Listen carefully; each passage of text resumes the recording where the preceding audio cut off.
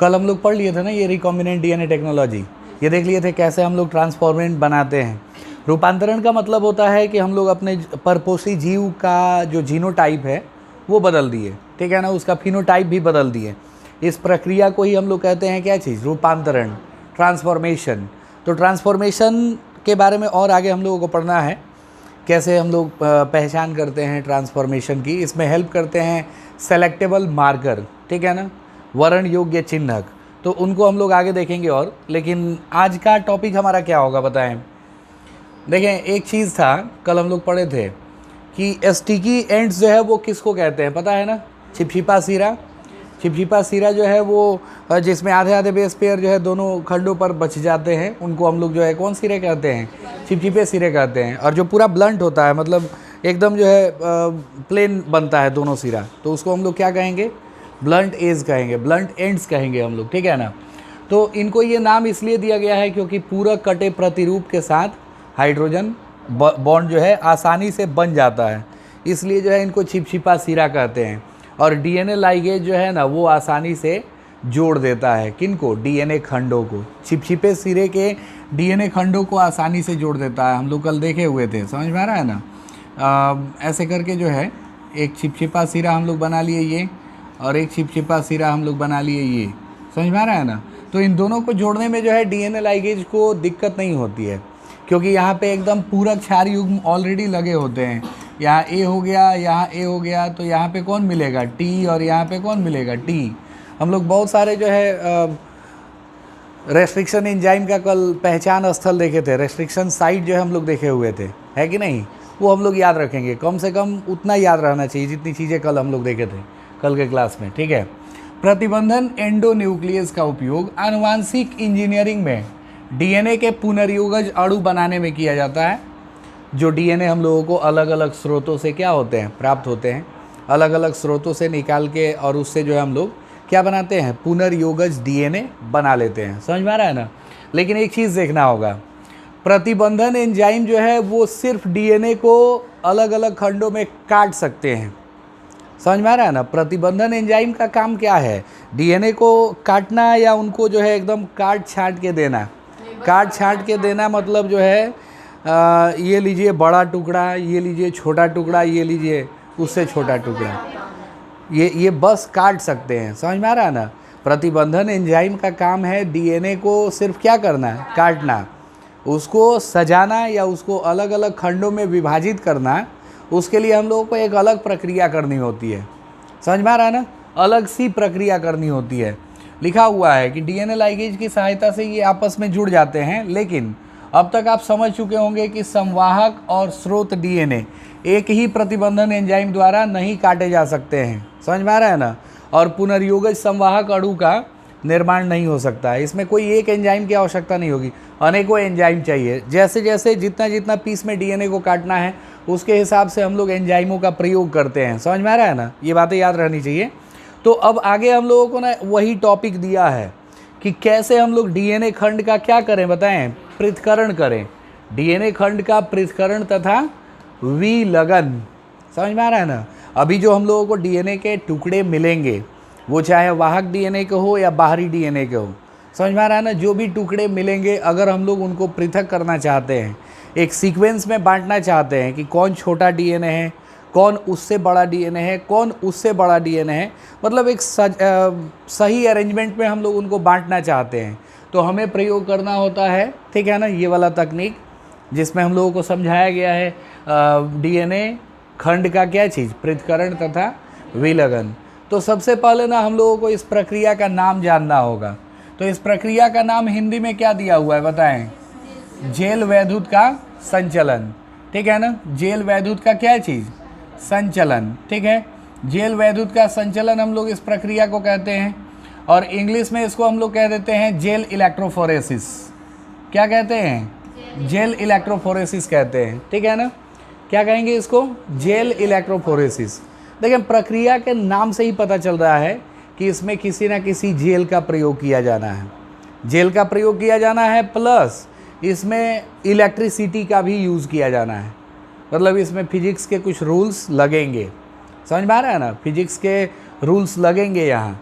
तो gel electrophoresis तकनीक जो है, सबसे पहले हम लोगों को जानना होगा कि किसने इसकी खोज करी थी, ठीक है ना। तो नाम याद रखेंगे उनका, क्या लिखा हुआ है बताएं, आर्ने टिसेलियस, ठीक है ना। इनका नाम हम लोग याद रखेंगे, क्या नाम था, आर्ने टिसेलियस। आर्ने टिसेलियस ने ही किसकी खोज की थी, जेल इलेक्ट्रोफोरेसिस की खोज की थी। आर्ने टिसेलियस ने किसकी खोज करी थी बताएं, जेल इलेक्ट्रोफोरेसिस की खोज करी थी, ठीक है ना। वो चाहे फिजिक्स वाला हो या फिर जो है बायोलॉजी वाला हो, फिजिक्स में भी हम लोगों को इलेक्ट्रोफोरेसिस पढ़ना है, तो फिजिक्स वाला इलेक्ट्रोफोरेसिस हो या बायोलॉजी वाला हो, ये दोनों के लिए जो है हम लोग किनका नाम जानते हैं बताएं, आर्ने टिसेलियस का। तो टिसेलियस ने इसकी खोज करी थी, इस तकनीक की। और किस काम में आता है ये तकनीक बताएं, पूछा जाएगा हमसे क्वेश्चन कि जेल इलेक्ट्रोफोरेसिस किसे कहते हैं, क्या आंसर करेंगे हम लोग बताएं। बिल्कुल, डीएनए खंडों को पृथक करने की प्रक्रिया, डीएनए खंडों को क्या करने की प्रक्रिया, पृथक करने की प्रक्रिया। छोटे बड़े डीएनए खंडों को पृथक करने की प्रक्रिया को ही हम लोग क्या कहते हैं, जेल इलेक्ट्रोफोरेसिस। और इसमें ना एक जेल का यूज़ किया जाता है, नाम जैसा हम लोग देख रहे हैं, किसका यूज़ किया जाता है बताएं, जेल का प्रयोग किया जाता है। तो सवाल बनेगा कि आखिर कौन सा जेल यूज़ किया जाता है, समझ में आ रहा है ना। तो हम लोग जेल का नाम लिखेंगे, क्या चीज़ बताएं, एगारोज। कौन सा जेल, एगारोज, या इसको हम लोग एगार जेल भी कह लेते हैं, क्या कहते हैं इसको, एगार जेल, ठीक है ना, एगारोज जेल, या फिर इसको हम लोग सिंपली कह लेते हैं क्या चीज़, एगार जेल। समझ में आ रहा है ना। तो एगार जेल किससे प्राप्त किया जाता है, एगार जेल प्राप्त किया जाता है समुद्री घास। किससे प्राप्त किया जाता है, समुद्री घास। समझ में आ रहा है ना, समुद्री घास हो गया, इसको हम लोग सी वीड्स कह लेते हैं। किससे प्राप्त होता है बताएं, सी वीड्स, ठीक है ना, वीड्स मतलब खरपतवार। और ये ना एक्चुअली शैवाल होते हैं, क्या होते हैं, शैवाल। समझ में आ रहा है ना, समुद्री घास जो है ये शैवाल हो गए। नाम पूछा जाएगा उनका कौन कौन, तो नाम हम लोग बता देंगे, जेलिडियम, जेलिडियम तथा क्या चीज़, ग्रेसिलेरिया, ठीक है ना, जेलिडियम तथा ग्रेसिलेरिया, ठीक है ना, ग्रेसिलेरिया हो गया। तो इन दोनों से, ये दोनों समुद्री शैवाल हैं, क्लास 11th में हम लोग पढ़े होंगे, समझ में आ रहा है ना। ये क्लास 11th में भी बताया गया था, और उसमें हम बताए थे कि 12th में ज़रूरत पड़ेगी इनकी। एगार जेल किससे प्राप्त किया जाता है, ये याद रखना होगा हम लोगों को। एगार जेल बताएं किससे प्राप्त होता है, समुद्री घास से। कौन से समुद्री घास से, जेलिडियम तथा ग्रेसिलेरिया, जेलिडियम तथा क्या चीज़, ग्रेसिलेरिया, ठीक है ना। क्या इस एगारोज जेल से कुछ और बनाया जाता है, तो हम लोग क्या बताएंगे, एगार जेल से जो है और क्या क्या बनाया जाता है। सबसे पहले तो जीवाणुओं का संवर्धन किया जाता है। अगर हम लोग प्रयोगशाला में जीवाणुओं को पालना चाहते हैं तो उसके लिए ज़रूरत है किसकी, एगार जेल की। और अगर हम लोग जो है जेल बनाना चाहते हैं, ठीक है ना, जेली बनाना चाहते हैं या फिर आइसक्रीम बनाना चाहते हैं, तो उसके लिए भी जो है ज़रूरत पड़ती है किसकी, एगार जेल की, ठीक है ना। तो इस तरीके से जो है जेल इलेक्ट्रोफोरेसिस में हम लोग एक जेल का प्रयोग करते हैं, और वो जेल कौन सा होगा, एगार जेल, ठीक है ना। इसके बारे में हम लोग जान गए।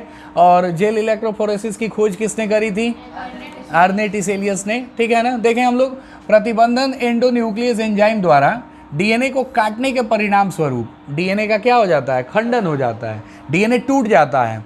लेकिन इन खंडों को एक तकनीक द्वारा अलग अलग हम लोग कर सकते हैं, और उस तकनीक को ही कहते हैं क्या चीज़, जेल वैद्युत का संचलन, जेल इलेक्ट्रोफोरेसिस, ठीक है ना। और हम लोग जानते हैं कि डीएनए पे कौन सा चार्ज होता है बताएं, डीएनए पे कौन सा चार्ज होता है, निगेटिव चार्ज होता है। डीएनए पे कौन सा चार्ज होता है, क्यों होता है निगेटिव चार्ज, डीएनए पे निगेटिव चार्ज क्यों होता है, डीएनए पे निगेटिव चार्ज होगा फॉस्फेट के चलते। किसके चलते होता है, फॉस्फेट के चलते। फॉस्फेट का जो बैकबोन होता है उसके चलते डीएनए पे जो है निगेटिव चार्ज आता है। इस बात को हम लोग याद रखेंगे। तो देखें, डीएनए खंड ऋणात्मक आवेशित अणु होते हैं। अगर हम लोग इनको विद्युत क्षेत्र में भेजते हैं, विद्युत क्षेत्र में या विद्युत माध्यम आधात्री द्वारा, ठीक है ना, एनोड की तरफ बलपूर्वक भेजते हैं, तो ये अलग अलग हो सकते हैं। कल हमने एक सवाल पूछा था कि एनोड का मतलब क्या होता है, एनोड मीन्स क्या होता है बताएं, एनोड मतलब पॉजिटिव या निगेटिव, डेफिनेटली पॉजिटिव होगा, ठीक है ना। तो एक बार उस तकनीक को हम लोग देखते हैं। ये देख रहे हैं ना, एक प्रारूपी एगारोज जेल इलेक्ट्रोफोरेसिस जो असार संग्रही व सार संग्रही डीएनए खंडों के समूह का स्थानांतरण प्रदर्शित कर रहा है। समझ में आ रहा है ना कैसे किया जाता है जेल इलेक्ट्रोफोरेसिस? इस तकनीक को एक बार हम लोग देखते हैं। सबसे पहले तो उसको जो है हम लोग पुट करते हैं। इलेक्ट्रोफोरेसिस के लिए जो है एक सिस्टम बना हुआ होता है जिसमें ये कूप बने होते हैं। कूप मतलब क्या होता है? वेल्स यानी कुएँ। कुआं हम लोग जानते हैं ना, तो कुआं बना होता है, इस पर छोटा छोटा कुआं बना होता है। ये देख रहे हैं अलग अलग कुआं हो गया। तो इन कुओं में ना हम लोग डाल देते हैं किसको? डीएनए को। जो डीएनए प्रतिबंधन एंजाइमों से काटने के बाद हमें प्राप्त हुआ है। प्रतिबंधन एंजाइमों से काटने के बाद जो डीएनए प्राप्त हुआ है उसको हम लोग कहाँ डालेंगे? इन कुओं में डालेंगे। कहाँ डाल देंगे? कुओं में।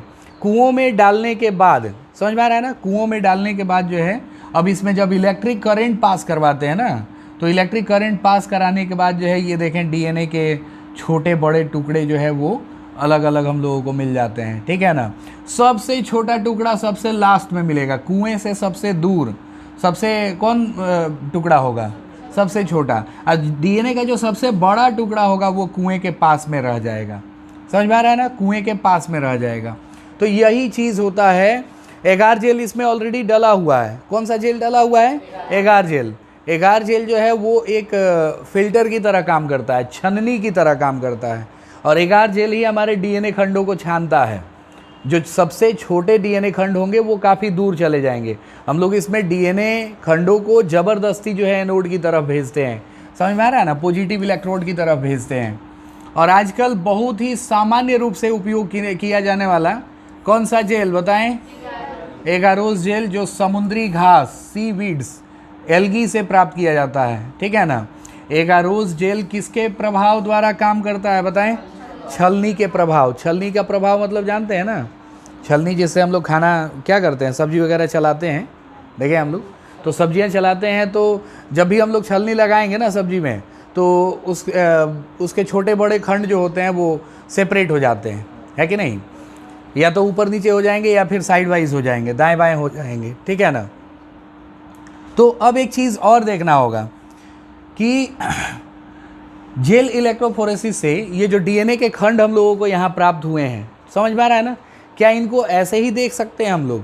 ऐसे ही देख सकते हैं या किसी और चीज़ की ज़रूरत होगी? तो हम लोग ना इनको ऐसे नहीं देख सकते हैं। लिखा हुआ है पृथक्कृत डीएनए खंडों को तभी देख सकते हैं जब डीएनए को किससे बताएं? Ethidium bromide. याद रखेंगे इसका नाम। ठीक है ना। इसको शॉर्टकट में बोला जाता है ETBR। क्या बोला जाता है? ETBR। एग्जाम में हम लोगों को यही लिख के देता है, ETBR ही लिख के देता है। ETBR का फुल फॉर्म क्या होगा बताएं जरा? Ethidium bromide. एथिडियम क्या चीज़? ब्रोमाइड।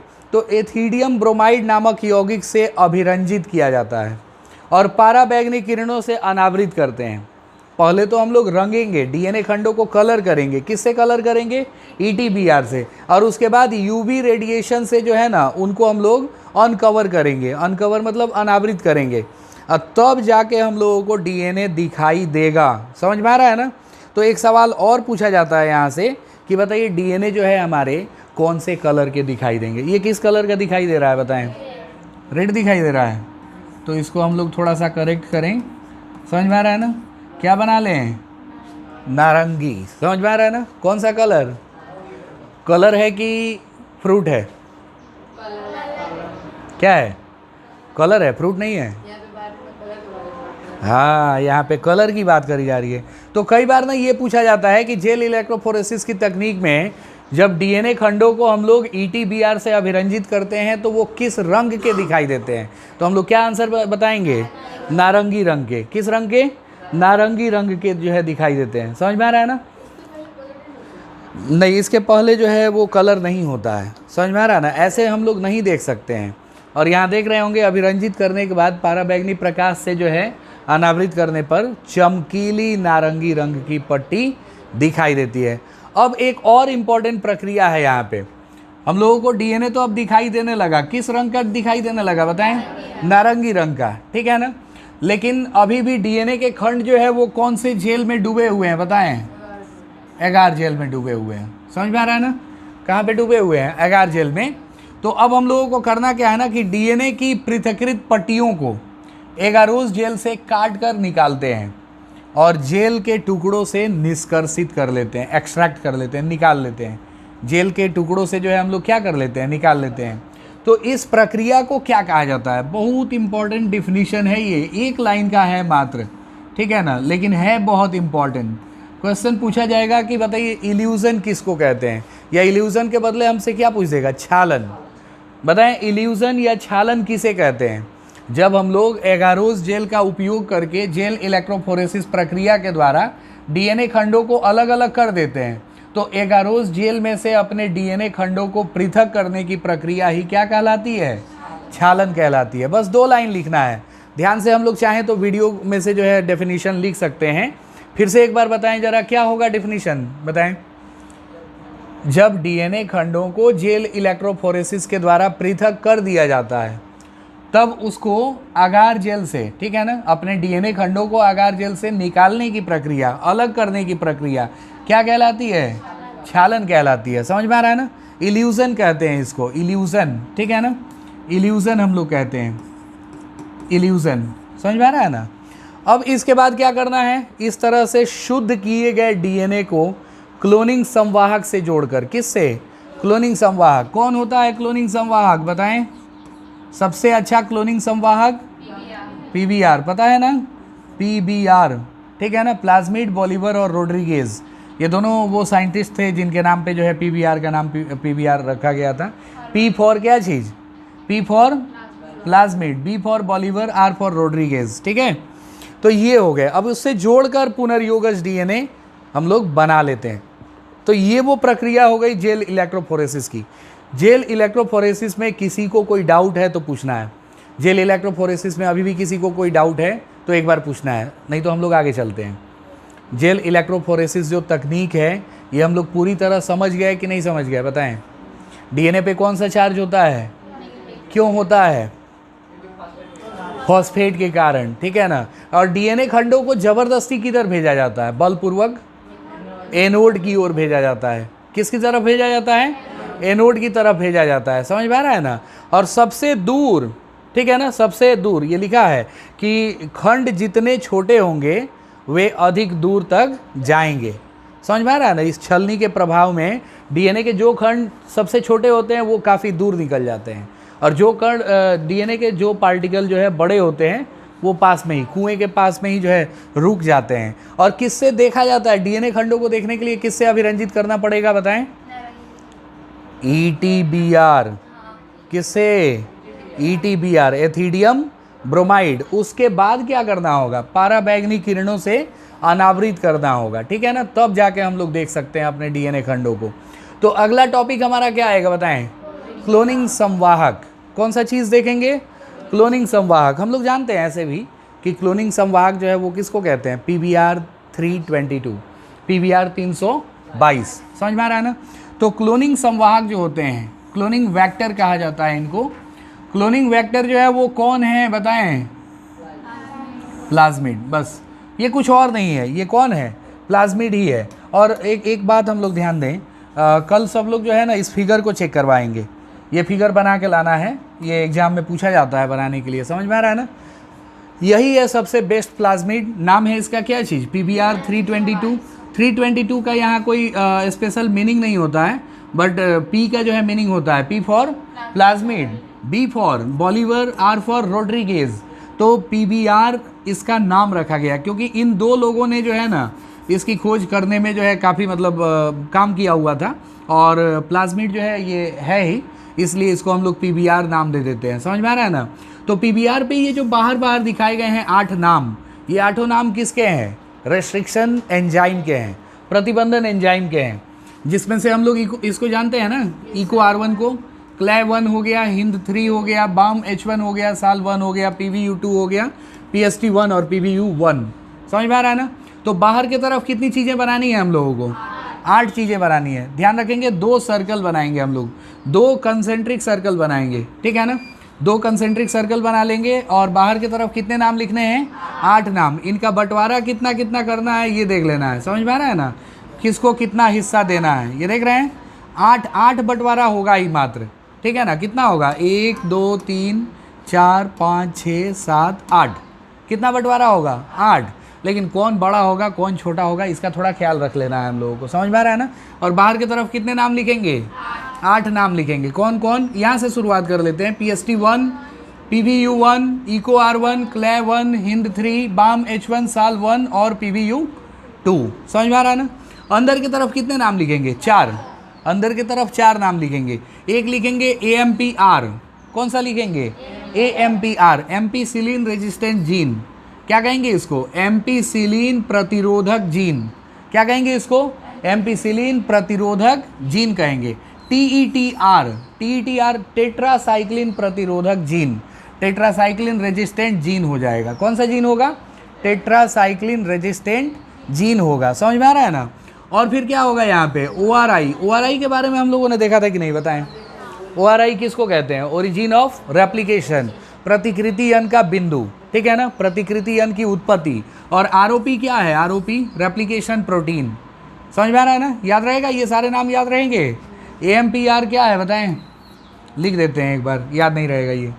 AMPR क्या है बताएं, एम्पीसिलिन रेजिस्टेंट जीन, एम्पीसिलिन, ठीक है ना, एम्पीसिलिन रेजिस्टेंट क्या चीज़, जीन, एम्पीसिलिन रेजिस्टेंट जीन हम लोग क्या लेंगे, टेट्रासाइक्लिन R, ये क्या होगा बताएं, इसको ना हम लोग टेट्रासाइक्लिन, टेट्रा क्या चीज़, साइक्लिन, समझ में आ रहा है ना, टेट्रासाइक्लिन प्रतिरोधक जीन कहेंगे। क्या कहेंगे, टेट्रासाइक्लिन प्रतिरोधक जीन कह लेंगे हम लोग, समझ में आ रहा है ना, टेट्रासाइक्लिक प्रतिरोधक जीन, प्रतिरोधक जीन, समझ में आ रहा है ना। ORI क्या हो गया बताएं, origin of replication, origin of replication, प्रतिकृतियन का बिंदु, ओरिजिन ऑफ क्या चीज़, रेप्लिकेशन। और ROP क्या हो गया, ROP रेप्लिकेशन प्रोटीन, ROP क्या हो गया, रेप्लिकेशन प्रोटीन, समझ में आ रहा है ना, रेप्लिकेशन प्रोटीन हो गया ये। तो ये 4 चीज़ें जो है अंदर की तरफ होती हैं। और बाहर की तरफ जो 8 नाम दिए गए हैं किन के नाम है बताएं, प्रतिबंधन एंजाइमों के नाम है। किन के नाम है, प्रतिबंधन एंजाइमों के। तो एम्पीसिलिन R हो गया, टेट्रासाइक्लिन R हो गया, ORI हो गया, ROP हो गया, सबको हम लोग जान गए ना। ये जो है एंटीबायोटिक रेजिस्टेंट जीन जो है ना, एंटीबायोटिक से इसकी सुरक्षा करते हैं। अगर हम लोग इस प्लाज्मिड को एम्पीसिलिन मीडियम में डाल देते हैं तो एम्पीसिलिन से बचाने वाला जीन इसके पास है, वो इसको बचा लेगा, सुरक्षित रखेगा। TETR का मतलब हो गया कि अगर हम लोग इस प्लाज्मिड को टेट्रासाइक्लिन वाले माध्यम में डाल देते हैं तो ये प्लाज्मिड बच जाएगा या फिर जो है मृत हो जाएगा बताएं, ये बच जाएगा क्योंकि इसके पास TETR है, टेट्रासाइक्लिन रेजिस्टेंट जीन है इसके पास, इसीलिए जो है ये दोनों जीन अवेलेबल होते हैं। और ये दोनों एंटीबायोटिक है, एम्पीसिलिन और टेट्रासाइक्लिन क्या है, एंटीबायोटिक है। एम्पीसिलिन हो गया, टेट्रासाइक्लिन हो गया, क्लोरैम्फेनिकोल हो गया, केनामाइसिन हो गया, ऑरियोमाइसिन हो गया, नियोमाइसिन हो गया, ग्रेमिसिडिन हो गया, ठीक है ना, पेनिसिलिन हो गया, ये सभी प्रतिजैविक होते हैं। तो प्रतिजैविकों से बचाने वाले जीन इनके पास कितने होते हैं बताएं, 2। कितने होते हैं, 2 होते हैं, ठीक है ना। कौन कौन, एम्पीसिलिन रेजिस्टेंट जीन और टेट्रासाइक्लिन रेजिस्टेंट जीन। ORI हम लोगों को अच्छे से पता है ना क्या है, ORI क्या है, ओरिजिन ऑफ रेप्लिकेशन। ROP क्या है, रेप्लिकेशन प्रोटीन। कौन सा प्रोटीन, रेप्लिकेशन प्रोटीन। तो अगले दिन ये फिगर हम लोगों को बना के चेक करवाना है, समझ में आ रहा है ना, ये फिगर जो है हम लोग बना के चेक करवाएंगे अगले दिन। चले आते हैं हम लोग वापस टॉपिक पे, ठीक है। तो देखें जरा, क्लोनिंग संवाहक ये वो चीज़ें होती हैं, क्या चीज़, ऐसे ही उसका कोई खास रीजन नहीं है, 322 के लिए कोई खास रीजन नहीं है, ठीक है ना। तो क्लोनिंग वेक्टर्स जो होते हैं, क्लोनिंग वेक्टर्स, ठीक है ना, ये कौन है बताएं हम लोग जरा, प्लाज्मिड है, ठीक है ना।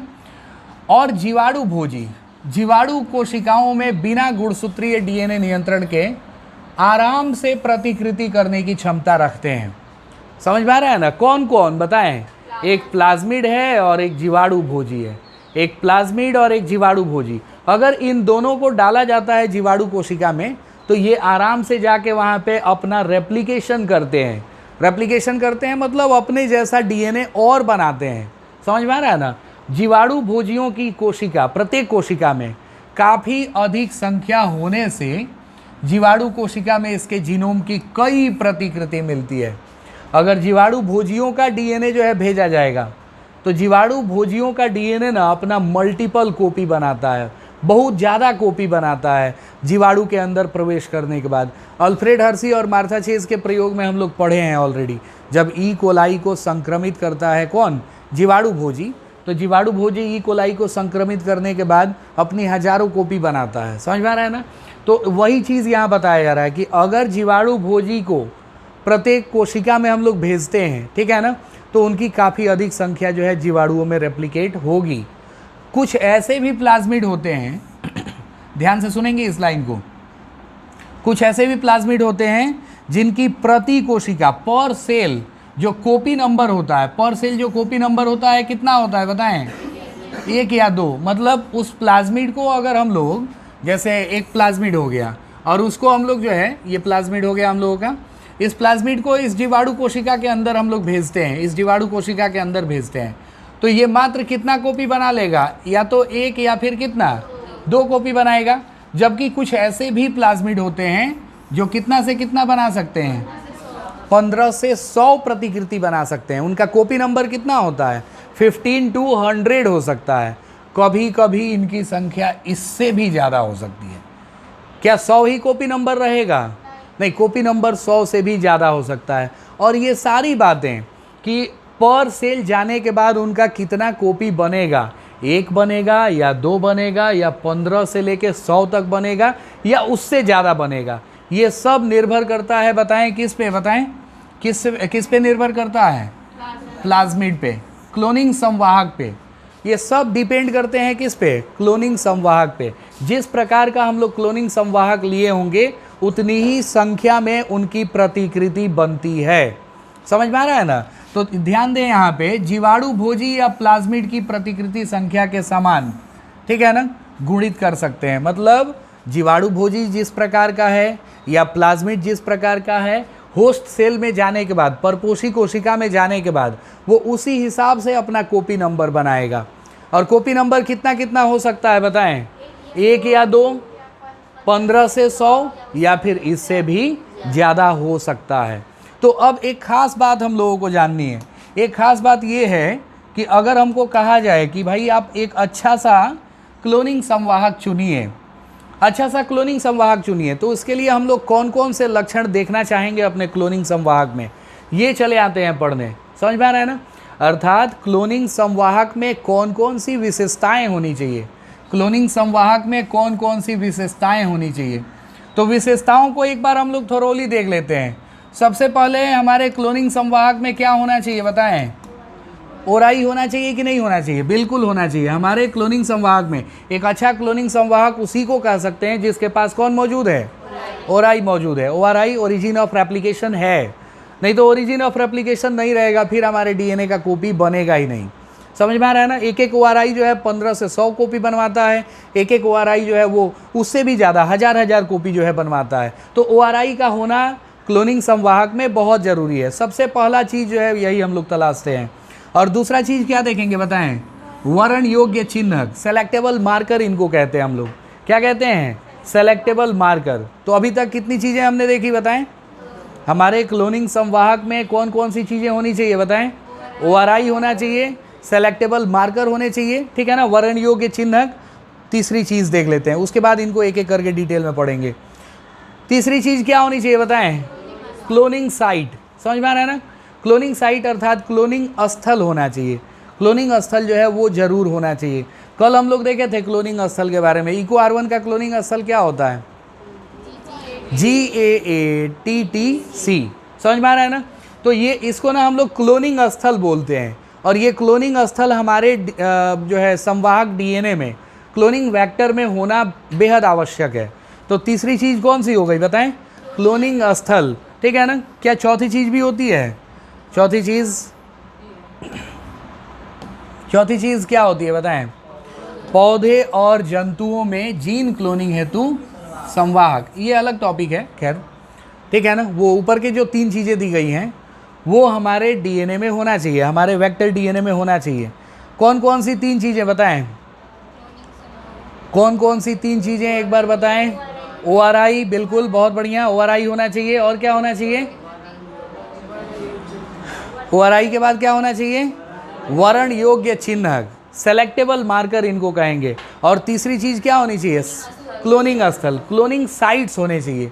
तो चलते हम लोग एक एक करके इनको पढ़ने, ठीक है ना। सबसे पहले पढ़ लें क्या चीज़? प्रतिकृति यन की उत्पत्ति।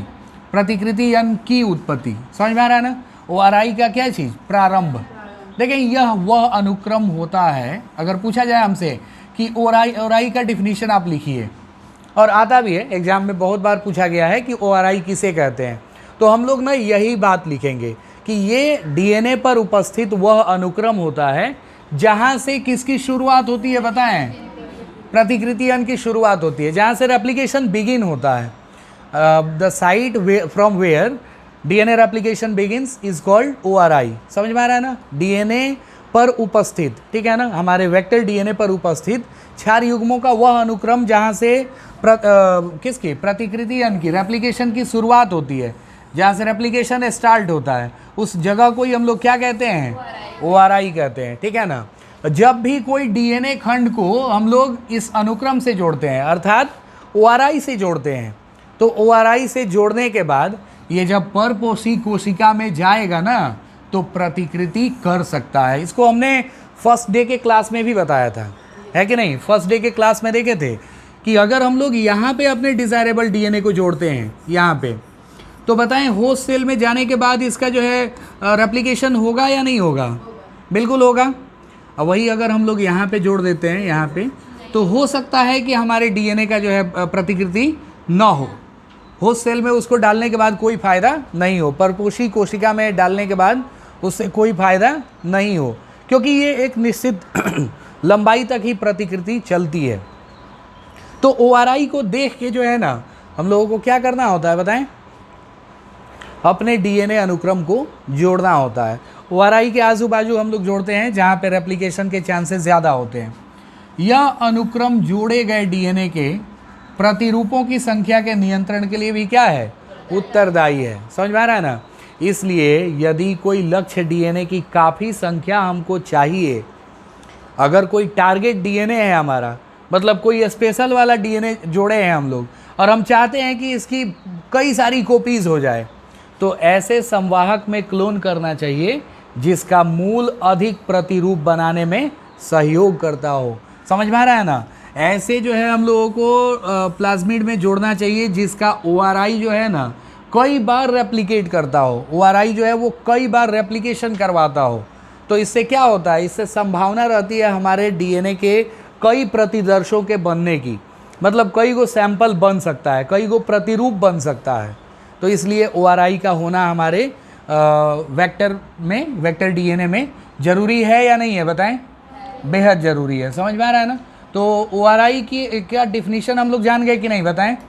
ORI का इम्पोर्टेंस क्या है? ORI का इम्पोर्टेंस है कि यही है जो हमारे प्लाज्मिड में जो हमारे डिज़ायरेबल DNA है, जो बाहरी DNA है जो हमने जोड़ा है, उसका हज़ारों कॉपी बनाने में सहायता करता है। तो अगला टॉपिक कौन है बताएं हम लोग ज़रा? वर्ण योग्य चिन्हक। वर्ण योग्य क्या चीज़? चिन्हक। तो वर्ण योग्य चिन्हक को हम लोग जो है अगले दिन पढ़ते हैं। इसको हम लोग जो है नेक्स्ट डे के क्लास में करेंगे। वर्ण योग्य चिन्हक, क्लोनिंग स्थल, और फिर इसके बाद क्या चीज़? ये हो गया हम लोगों का पौधों और जंतुओं में कैसे कैसे हम लोग जीन क्लोनिंग करते हैं। समझ में आ रहा है ना। इसी में अर्बुद ट्यूमर के बारे में पढ़ना है, tDNA, ठीक है ना, ट्यूमर इंड्यूसिंग प्लाज्मिड, ठीक है ना, TI प्लाज्मिड जिसको बोलते हैं। यहाँ देखें नाम लिखा हुआ है TI प्लाज्मिड, ठीक है ना। एग्रोबैक्टीरियम ट्यूमिफेसियन से प्राप्त किया जाता है।